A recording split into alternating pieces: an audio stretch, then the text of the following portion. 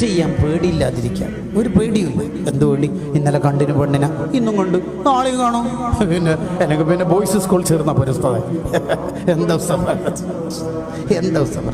ശരിക്കും ഈ തെറ്റ് ചെയ്യുന്നതിലെ ഏറ്റവും അപകടം എന്താണെന്ന് വെച്ചാൽ 3 കാര്യങ്ങളാണ്. തെറ്റ് ചെയ്താൽ തൗബ ചെയ്താൽ പുറത്ത് കിട്ടുമായിരിക്കും, ശരി. പക്ഷെ തെറ്റ് ചെയ്യുന്നതിൽ വലിയ അപകടം എന്താണെന്ന് വെച്ചാൽ ഒരു തെറ്റ് ചെയ്തിട്ട് അതിനെ ന്യായീകരിക്കാൻ നിന്നാൽ ചിലപ്പോൾ കാഫർ വരായി പോകും. എന്ത് തെറ്റ്? അതല്ല ഈ കാലത്ത് നോക്കിയാൽ നടക്കും ഉസ്താദേ. അങ്ങനെ നോക്കിയുടെ ബിസിനസ് ചെയ്യലുണ്ടാവോ? എല്ലാം പലിശ എന്ന് പറഞ്ഞാല് ആ വാക്ക് കുറച്ച് അപകടം. ആ പലിശയുടെ ഇടപാട് മൂപ്പര് നടത്തിയ ഹറാം.